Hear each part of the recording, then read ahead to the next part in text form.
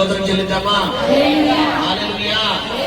చూడండి, సిలువలో పలికిన 3వ మాట మనం చదువుకున్న బిడ్డలారా, చదవండి. యేసు తన తల్లియు తాను ప్రేమించిన శిష్యుడును దగ్గర నిలుచుండుట చూచి అమ్మా ఇదిగో నీ కుమారుడు అని తన తల్లితో చెప్పెను. తరువాత శిష్యుని చూచి ఇదిగో నీ తల్లి అని చెప్పెను. ఆ గడియ నుండి ఆ శిష్యుడు తన ఇంట చేర్చుకునేను. తన ఇంట చేర్చుకునేను. హల్లెలూయా. శబ్దంగా స్తోత్రం చెల్లిద్దామా? హల్లెలూయా. చూడండి, ఇక్కడ నేను మీకు ఒక మాట చెప్పాలని ఆశపడుతున్నాను. యేసు ప్రభువు వారు కన్య మరియకు పుట్టి ఉన్నాడు. అయితే ఈయన పరిశుద్ధాత్మ ద్వారా పుట్టి ఉన్నాడు. తర్వాత యోసేపుని వివాహం చేసుకున్న తర్వాత యేసు ప్రభువు వారికి ఇంకా అమ్మలు అంటే ఇంకా తమ్ముళ్ళు చెల్లెలు పుట్టారా లేదా అంటే ఖచ్చితంగా బైబిల్లో ఉన్నారా లేదా? ఉన్నారు. మరి ఎవరైనా ఇంటికి పెద్దవాడు ఎవరో చనిపోతున్నప్పుడు ఆ బాధ్యతను తన కింద అంటే తన తర్వాత ఉన్నవారికి అప్పచెప్పాలా, ఎక్కడో బయట నుంచి వచ్చిన వ్యక్తికి అప్పచెప్పాలా? కానీ ఎందుకు యేసు ప్రభువు వారు తన తర్వాత ఉన్న తన తమ్ముళ్ళకి తన చెల్లెలకి ఎందుకు అక్కడ బాధ్యతను అప్పగించలేదు అంటే ఖచ్చితంగా అక్కడ కారణం ఏంటి? ఆ కారణం అంటే బిడ్డలారా, శ్రద్ధగా ఆలోచించండి. యేసు ప్రభువు వారు ఎప్పుడైతే మనం చూసుకుంటే లూకా సువార్తలో 2వ అధ్యాయంలో ఇక్కడ సుమియోను దగ్గరికి ఈ యేసు ప్రభువు వారిని తీసుకొస్తున్నప్పుడు అన్న అనే ప్రవక్తని సుమియోను అన్న వ్యక్తి ఇతని గురించి ప్రవచిస్తూ నీ కడుపులోకి ఒక ఖడ్గము దిగబోతుంది అని బిడ్డలారా ఒక ప్రవచనం పలుకుతుంది. దేని తెలియపరుస్తుంది అంటే ఆయన శిలువ మరణము. ఒక తల్లికి బిడ్డ ఎదిగి మంచి స్థాయిలో సెటిల్ అవ్వడమే తల్లి ఆశ. కానీ తన కళ్ళ ముందే పుట్టి కళ్ళ ముందే పెరిగి కళ్ళ ముందే బిడ్డ చనిపోతున్నాడు అంటే అందులో ఎదిగొచ్చిన బిడ్డ చనిపోతున్నాడు అంటే ఏ తల్లి కన్నా గుండెకు కొంత మామూలుగా ఉంటాడంటే చాలా దారుణం. ఇప్పుడు కళ్ళ ముందు యేసు ప్రభువు వారిని సిలువేస్తున్నప్పుడు ఆయనతో 3.5 సంవత్సరాలు ఉన్న శిష్యులు సైతం ఆయన విడిచిపెట్టి ఏం చేశారు? వెళ్ళిపోయారు. ఆయనతో నిన్ను చావాలైనా చేస్తాను కానీ నిన్ను విడవనయ్యాని చెప్పిన పేతురేమో మారు అబద్ధం పలికి వెళ్ళిపోయాడు. ఆయనతో ఉంటూ ఆయనతో తింటూ ఆయనతో పడుకున్న ఇస్కరియోతు యోధా ఏమో ఆయన డబ్బు కప్పేశాడు. ఇక 10 మంది శిష్యులు కూడా గల్లంత అయిపోయారు.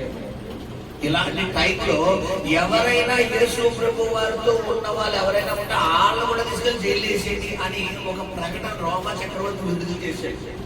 అలాంటి టైంలో అందరూ వదిలేశారు, ఒక్క యోహాను భక్తుడు తప్ప. అందరూ వదిలేశారు, ఒక్క మరియ తప్ప. ఇప్పుడు ఈ టైంలో మరి ఎక్కడ ఉందంటే ఇంట్లో ఉంది. ఈయన తల్లి ఇంట్లో ఉంటే కుమారుడిని సిలువ వేస్తున్నప్పుడు ఈ పిల్లలు ఎవరైతే ఉన్నారో, ఈ మరియకు పుట్టిన కుమారులు ఎవరైతే ఉన్నారో, నీకు మేము కావాలో యేసు కావాలో తెచ్చుకో అని చెప్పినప్పుడు ఏ తల్లి బంధమన్నా ఎలా ఉంటుంది బిడ్డలారా? ఏ తల్లికి 2-3 పుడితే నీకు నేను కావాలా వాళ్ళు కావాలంటే ఏమంటారు? తల్లి వాళ్ళే కావాలంటారా? చెప్పాలి, నాకు అందరూ కావాలరా అంటారు. ఏ తల్లి ప్రేమైనా అంతే. చాలా పిల్లలు అంటారు నీకు నేను కావాలా, అక్క కావాలా, నేను కావాలా, అన్నయ్య కావాలా, నేను కావాలా, తమ్ముడు కావాలా అంటారు. అంటే ఈ బంధాన్ని తెంపేద్దాం అనుకుంటారు. అంటే ప్రతి తల్లి పేగు మాత్రం ఎలా ఉంటదంటే అందరినీ ఒకేలా ప్రేమించుకుంటారు తల్లి. అది తల్లిలో ఉన్న లక్షణం, దేవుడు భగవంతుడు పెట్టాడు. అయితే ఈ యాకోబు ఎవరైతే యేసు ప్రభు వారి తమ్ముడైనటువంటి యాకోబు ఉన్నాడో, మిగతా యేసు ప్రభు వారు ఇక్కడ తమ్ములు ఉన్నారు. వీళ్ళందరూ యేసు ప్రభు వారు మరణించిన తర్వాత అతన్ని అంగీకరించారు కానీ బతుకున్నప్పుడు అతను అంగీకరించారు. యోహాను సువార్తలో ఒకరోజు యేసు ప్రభు వారు అద్భుతాలు గొప్ప కార్యం చేస్తున్నారు. వాళ్ళు ఏమంటున్నారు? ఇలాంటివి ఏమన్నా ఉంటే ఊరు వెలుపడి ఇంట్లో పెట్టకంటున్నారు. అంటే ఏమంటారు? యేసు ప్రభు వారు బోధలుంటే యేసు ప్రభు వారు అద్భుతాలు ఎలా చూపుతారో చెప్పాలి. ఏదో తృణీకరిస్తున్నా తప్ప గౌరవించడం లేదు. అంటే ఖచ్చితంగా యేసు ప్రభు వారి మీద వీళ్ళకి ఏముందంటే వీళ్ళ ద్వేషం ఉంది, కక్ష ఉంది, కానీ బయటికి కనపరచడం లేదు. ఇలాంటి మూమెంట్ లో ఆయన్ని సిలువేసి వేలాడదీస్తున్నప్పుడు ఎవరైనా ఈయన కోసం వస్తే వాళ్ళని కూడా జైలు వేసింది అన్నారు. అలాంటి టైంలో శిష్యులందరూ వెళ్తారు, ఆయన ఆరాధించడం అందరూ కలంటే అక్కడ ఉన్న ముందు ఎవరైతే ఈయన్ని సిలువేయండి అంటున్న వాళ్ళే తప్ప ఒక్కరు కూడా అయ్యయ్యో యేసయ్యా అది ఏడ్చడం లేదు. అలాంటి టైంలో అలాంటి భయంకరమైనటువంటి పరిస్థితిలో మిమ్మల్ని నేను 9 నెలలు కనిపించాను రా, ఆయన్ని కనిపించాను రా, కానీ మీరు మీ స్వార్థం కోసం ఆలోచిస్తున్నారా, కానీ ఆయన మన స్వార్థం కోసం కాదు, ఆయన స్వార్థం కోసం ఆలోచించడం లేదు. మనం తిరిగి నరకంలోకి వెళ్ళిపోకుండా పరలోకానికి వెళ్ళడానికి ఒక మార్గంగా మనందరినీ తండ్రి తరపున ఈ లోకానికి పంపబడిన దేవుడు రా అని నాకు ఆయనే కావాలని చెప్పి ఎవరి బంధం తెప్పించుకుంది? తల్లి కుమారుల బంధాన్ని తెప్పించుకుంది. ఇది గ్రహించిన యేసు ప్రభు వారు ఇప్పుడు ఆయన వరకు సేపట్లో మరణిస్తే మళ్ళా ఇంటికి వెళ్ళగలరా? ఒకవేళ ఇంటికి వెళ్తే కొడుకులు చూసుకుంటారా? వెళ్ళిపోయావు కదా, వెళ్ళిపో ఎక్కడ ఉండు అని ఖచ్చితంగా ఎవరిని తిరుగుబాటు చేస్తారు? ఇది గ్రహించి సిలువలో గ్రహించిన ప్రభు వారు ఆయన ఈ లోకానికి 2 విధాలుగా వచ్చాడు. ఒకటి అద్వితీయ దేవుడిగా, తండ్రి చేత పంపబడిన కుమారుడిగా, 2 కన్య కుమారుడిగా, కన్య మరియ కుమారుడిగా. ఒకటేమో తండ్రి పంపిన చిత్తాన్ని నెరవేరుతున్నాడు, రెండోది శరీరధారిగా ఆయన ఒక శరీరాన్ని వాడుకున్నాడు కాబట్టి తన బాధ్యతను నెరవేరుస్తున్నాడు. ఈ రోజు దేవుడిని నమ్ముకున్న నీవు ఒకటి దేవుడికి న్యాయం చేస్తున్నావు, దేవుడి కుమారుడుగా. మరి నీ తల్లికి న్యాయం చేస్తున్నావా? నీ తల్లిని ప్రేమిస్తున్నావా? నీ తండ్రిని ప్రేమిస్తున్నావా అంటే ప్రశ్న. గమనించండి, ఆయన బాధ్యత నెరవేరుస్తున్నాడు. తర్వాత అంటున్నాడు ఆయన శిష్యుని చూసి, యోహాను నేను అంటాను, మిగతా 10 మందికి అప్పచెప్పతే ఉన్నారు అక్కడ? చెప్పాలి. యోహాను ఒకటి అక్కడ బైబిల్. యోహాను ఎవరు రొమ్మును ఆనుకున్న శిష్యుడట? ఆయన రొమ్మును. అంటే రొమ్మును ఆనుకున్న శిష్యుడంటే ఏంటి? చావనైనా చేస్తాను కానీ యేసయ్యను వదలను. ఇంకెవరు లేరు అక్కడ. పేతురు లేడు. పేతురు ముందు రోజు నైటే అబద్ధాలు ఆడి ఇంటి సైడ్ అయిపోయాడు. ఇస్కరేతు యూదా అయితే యేసు ప్రభు వారు మరణించిన తలకిందుగా పడి చచ్చిపోయాడు. ఇంకా మిగతా 10 మందికి తోమా గారు అయితే అనుమానించడం కూడా ఉన్నాడు. ఇంకా అయ్యగారు యేసు ప్రభు వారు 3వ దినం తిరిగి లేచిన తర్వాత వీళ్ళందరికీ కనబడిన తర్వాత కూడా సారి ఎలా అడుగుతున్నారు? ఆయన గాయాల్లో ఇది ఆ ప్రేమ. ఇప్పుడు యోహాను ఎందుకు యోహానికి ప్రకటన గ్రంథం రాసి పంపించాడు తెలుసా నీకు? దేవుడు అందరికీ ఒక కృపను ఇవ్వడు. నీ సమర్పణ ఉండాలి, నీ సిద్ధపాటు ఉండాలి. ఖచ్చితంగా ఈ యోహానికి ఇచ్చిన కృప ఏంటంటే బిడ్డలారా, తల్లిని అప్పగించేస్తున్నాడంట. తల్లిని ఎవరైనా అప్పచెప్తారమ్మా? చెప్పాలి. అరే మా అమ్మ చూస్తారా, మా అమ్మ చూస్తారా అంటారా? అంటారా? అందరికి ఎవరు? ఎందుకంటే అతని తర్వాత యేసు ప్రభు వారి తర్వాత ఆ ప్రేమను చూపించింది ఎవరంటే, అందుకని మనం చూసుకుంటే ఎఫెసీ రాసిన పత్రికలో అపోస్తలులైన పౌలు ఎఫెసీ సంఘంలో బిడ్డలారా సువార్త ప్రకటన చేస్తున్నప్పుడు, ఈ యోహాను భక్తుడైన ప్రకటన గ్రంథం రాస్తున్నప్పుడు, ఎఫెసీ సంఘంలో లేఖ రాస్తున్నప్పుడు ఇతని చివరి శ్వాస వరకు యోహాను భక్తుడు తల్లిని ఎఫెసీలో ఉంచుకున్నాడంట. మనకి ఎఫెసీ సంఘంలో కనపడతాడు. ఎవరి మాటకు లోబడ్డాడు ఆయన? ఆయన తల్లిని చూసి, ఇదిగో నీ తల్లి.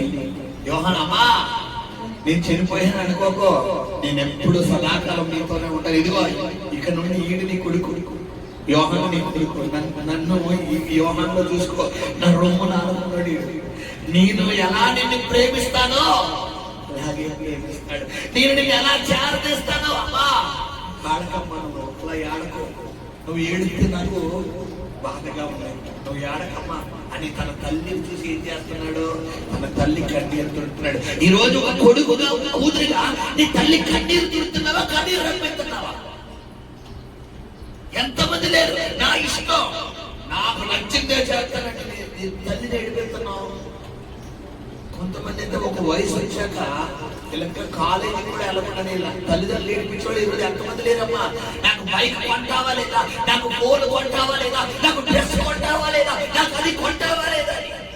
నీ తల్లి కష్టాన్ని చూస్తున్నావా?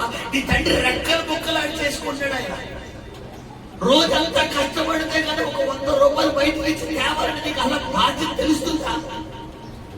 మరికొన్ని సేపట్లో చనిపోతాడు అనుకున్న సమయంలో సైతం తండ్రి యేసుప్రభువు వారు తన తల్లి కోసం ఆలోచిస్తున్నాడు. ఈ రోజు నీ ఒంట్లో ఆరోగ్యం ఉంది, నేను తింటే చాలు, నేను ఉంటే చాలు, నాకు ఇలాగే కావాలి. వీళ్ళు కూడా అంటారు పిల్లలు, మా ఫ్రెండ్స్ చేసుకున్నారు కాబట్టి. నీ ఫ్రెండ్స్ వాళ్ళ నాన్నలు గవర్నమెంట్ జాబ్, వాళ్ళ అమ్మలు గవర్నమెంట్ జాబ్. మీ అమ్మలు అలా కాదు కదా, రెక్కాడితే ఒక్కాడు. మీ నాన్న అలా కాదు కదా, రెక్కాడితే ఒక్కాడు. వాళ్ళతో నువ్వెందుకు కంపేర్ చేసుకుంటావు?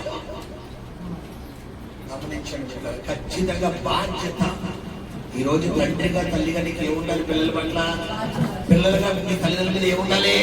బాధ్యత. నీ తండ్రి మీద నీకు బాధ్యత ఉండాలి, నీ తల్లి మీద నీకు బాధ్యత ఉండాలి. చెప్తున్నాడు తండ్రి ఆయన కుమారుడు యోహాను. రెండవదిగా తల్లి ఏం తెలియపరుస్తుందంటే సంఘాన్ని తెలియపరుస్తుంది. సంఘాన్ని ఎవరికి అప్పగించాడు? యోహానికి అప్పగించాడు. ఈ రోజు ఆ సంఘాన్ని అప్పగించే ఆ యోహాను నువ్వే ఎందుకు అవ్వకూడదు? గమనించండి బిడ్డలు, ఖచ్చితంగా మరి మూడవ మాట బాధ్యతను తెలియపరుస్తుంది. కాబట్టి మనం కూడా ఒకవేళ ఇన్ని రోజులు కొంతమంది వివాహం అయిన తర్వాత, వివాహం కారణం వరకు తల్లి మాటలో ఉన్న వీళ్ళు వన్స్ వివాహం అయిన తర్వాత మా ఆవిడని అడగాలి, మా ఆయన్ని అడగాలి. 30 సంవత్సరాలు వాళ్ళు తినక వాళ్ళు కష్టపడి రెక్కలు బొక్కలు చేసుకుని అన్ని వదిలేసి నా కొడుకు తింటే బాను, నా కూతురు తింటే బాను, నా కొడుకు తింటే బాను, నా కూతురు తింటే బాను అని వాళ్ళంటి చేస్తే నిన్న కాక మొన్న వచ్చిన నీ భర్త కోసం, నిన్న కాక మొన్న వచ్చిన నీ భార్య కోసం నీ తల్లిని వదిలేస్తున్నావు చూడు. బైబిల్ నువ్వు ఏది విత్తుతావో కోసం జాగ్రత్త. బైబిల్లో నువ్వు దీర్ఘాయుష్మంతుడై ఉండినట్లు తల్లిని సన్మానించు. ప్రతిరోజు నేను వ్యూల మీద ఐకమత్యంగా ఉంటామో ప్రతి క్షణం మా అమ్మ నాకు ఆ కంటిలో ఉంచుకుంటాను.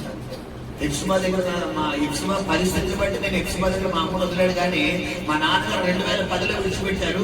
ఈ క్షణం వరకు నా తల్లి నా దగ్గర ఉంది. నలుగురు మేము.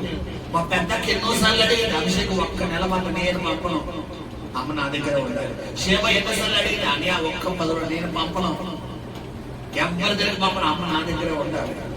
ఎందుకంటే ఆ బాధ్యత అనేది ఖచ్చితంగా మనం నిర్వర్తించాలి. ఈ రోజు నీ తల్లి నువ్వు చూసుకుంటున్నావా? నీ తల్లికి నువ్వు బాధ్యత వహిస్తున్నావా? ఒకవేళ నీ తల్లికి సపోర్ట్ గా భర్త ఉంటే అది వేరే విషయం, అది వేరే విషయం. కానీ భర్త లేనప్పుడు ఖచ్చితంగా తల్లికి ఎవరు తోడుగా ఉండాలి? మనమే ఉండాలి. మా అక్క పరిస్థితిని బట్టి నేను మా బావగారు లేదన్న కారణం చేత మా అక్క దగ్గర మా అమ్మ పెట్టాను, కానీ సమస్య లేదు. నేను మా అమ్మను వదలలేదు. దాదాపు 2022లో మా బావ చనిపోయాడు. 2022 వరకు మా అమ్మ నా దగ్గర ఉంది. 2012 సంవత్సరాలు నేను మా అమ్మను చూసుకున్నాను. బైబిల్ చెబుతుంది బిడ్డలారా, బైబిల్ అంటే చదవడం కాదు, అన్వయించుకోవడం. నీవు బైబిల్లోకి మారిపోవాలి, నువ్వు అందులోకి మారిపోవాలి. ఇంకా జాన్ గారు చూడండి, ఒక అద్భుతమైన మాట చెప్తారు. ఆయన చాలా మంది చెప్తారు కానీ చేయరు. ఇప్పుడు ఈ దొంగ ఏం చేశాడు? చెప్పాడా చేశాడా? చేశాడు. దొంగకే మార్పు వచ్చినప్పుడు మనకు రాదా? మనం దొంగను దారుణమా? కాదు కదా. ఖచ్చితంగా మనం కొద్ది గొప్ప మనకు ప్రేమ ఉంది కదా, ఆ ప్రేమను బట్టి ఖచ్చితంగా మనం ఏం కలిగి ఉండాలి బిడ్డలారా? బాధ్యత కలిగి ఉండాలి. హల్లెలూయా, శబ్దంగా స్తోత్రం చెల్లిద్దామా? ఒకవేళ ఈ గుప్పెడి ఈ క్షణం వరకు నీ తల్లి మీద నీ తండ్రి మీద ఒకవేళ నీకు ప్రేమ తగ్గినట్లయితే, అమ్మ నేను ఒక మాట ముగిస్తాను. తల్లి అన్నాక తిడతారా లేదా? తండ్రి అన్నాక తిడతారా లేదా? వాళ్ళకి రైట్స్ ఉన్నాయి. నువ్వు తప్పు చేసినా చెయ్యకపోయినా తిడతాను, కొడతాడు, రైట్స్ ఏం పడవా? నువ్వు పడవా? నీకు ఇప్పుడు ఏదో వయసు వచ్చేసిందని, ఒక స్టామినా వచ్చేసిందని, నీకు వెనకాల ఎవరో ప్రాపర్టీ ఇచ్చేసారని, నీ భర్త వచ్చేసాడని, నీ భార్య వచ్చేసిందని నేను పడ్డాం అంటే నువ్వు ఏది విత్తుతావో రేపొద్దున నీకు కడుపున కాయ కాస్తాడు, నీకు బాబ పుడతారు. వాళ్ళు ఎదిగిన తర్వాత నిన్ను అలా పక్కన పడారు. అప్పుడు ఒళ్ళే జోమని పని. కాబట్టి ఇది జరగకూడదంటే ఖచ్చితంగా ఈ రోజు నుంచి మన తల్లిని ఏం చేసుకోవాలి? మనం బాధ్యతగా తీసుకోవాలి. గమనించండి, ఖచ్చితంగా మరి మూడో మాట బాధ్యత మనం నిర్వర్తిద్దాం. ప్రార్థన చేసుకుందాం. పరిశుద్ధము నమ్మకం కడిగినము కలిగిన ప్రియపరలో పంపుతండి. ఈ మూడో మాట ఆయన బాధ్యతను, అయా ఇదిగో అమ్మా, ఇదిగో నీ కుమారుడు, ఇదిగో నీ తల్లి అని ఆయన యోహాను తిరిగి ఆయన తల్లికి తిరిగి పలికిన మాటలు మీరు మాకు తెలియపరిచి, నిజమే ప్రభా, నీ తర్వాత అయా నీ తమ్ముళ్ళు ఉన్నప్పటికీ కూడా, చెల్లెళ్ళు ఉన్నప్పటికీ వారందరికీ అప్పగించలేదంటే ఖచ్చితంగా నాయన అక్కడ జరిగిన సన్నివేశాలు మీరు మా కళ్ళకు చూపించారు నాయన. ఈ రోజు నాయన మా తల్లిని మేము విడిచిపెట్టేస్తున్నామేమో, మా తండ్రిని మేము విడిచిపెట్టేస్తున్నామేమో, మా తల్లి ఒక మాట అంటే మేము వెంటనే కోపంతో రేగిపోతున్నామేమో, మా తండ్రి ఒక మాట అంటే వెంటనే కోపంతో రేగిపోతున్నామేమో. అయితే ఈ రోజు మాట ద్వారా మేము తప్పకుండా లోపడాలి నాయన. నీ మాటకు సరెండర్ అయిపోవాలయ్యా. తల్లిదండ్రులుగా మా మాటలు మేము గౌరవించాలయ్యా. పిల్లలారా, మీరు ప్రభు దగ్గర ఒక తీర్మానం తీసుకోండి. నువ్వు దీర్ఘాయుష్మంతుడైనట్లు నీ తల్లిని తండ్రిని సన్మానించమంటున్నాడు. చంటి బిడ్డగా ఉన్న మొదలు ఒక అత్తవారింటికి వెళ్లే వరకు, నీకు ఒక భార్య వచ్చే వరకు, ఒక భర్త వచ్చే వరకు నీ ఆళ్ళ చూసుకునేది నీ తల్లి. తను తిని తినక ఉంచేది నీ తల్లి. అలాంటి తల్లిని నువ్వు మర్చిపోకూడదు. లోయ కాకు వచ్చిన గుడ్లు మీకెత్తాయట. గుర్తు పెట్టుకో. నువ్వు ఎంత ఎదిగినా నీ తల్లి ముందు చిన్న పిల్లవాడివే, తల్లి ముందు చిన్న పిల్లవే. ఖచ్చితంగా నీ తల్లిని నువ్వు ప్రేమించాలి, నీ తల్లిని నువ్వు గౌరవించాలి, నీ తల్లిని నువ్వు పోషించాలి, నీ తల్లికి నువ్వు బాధ్యతగా, నీ తల్లిని బాధ్యతగా నువ్వు స్వీకరించాలి. అలా ఉండగలిగినప్పుడే దేవుడు నీ భక్తిని అంగీకరిస్తాడు. ఉత్తు పైకి ఓడితో ఉత్తు ప్రార్థన చేస్తారు అంటే సంత వీధుల్లో వేషధారులు చేస్తున్నారు. ఈ దీర్ఘకాల ప్రార్థనలు, నిన్ను కూడా దీర్ఘకాల ప్రార్థన చేసే వేషధారుల్లో దేవుడు వేసేస్తాడు. ప్రార్థన చేసుకున్నాం. పరిశుద్ధానికి స్తోత్రం నాయన, నీకే మహిమ చెల్లిస్తూ ఈ సమయంలో 4వ మాట ఆయన బిడ్డ వయసు చెప్పబోతున్నాడు. బిడ్డ కంటానికి నేను తోడుగా ఉండడం, బిడ్డను బలపరచడం, తోడే ఉండడం, సహాయం చేయమని వేడుకుంటూ కృతజ్ఞతలు చెల్లిస్తూ యేసు నామములో ప్రార్థించి వేడుకొని పొందుకుని నామ తండ్రి. ఆమేన్.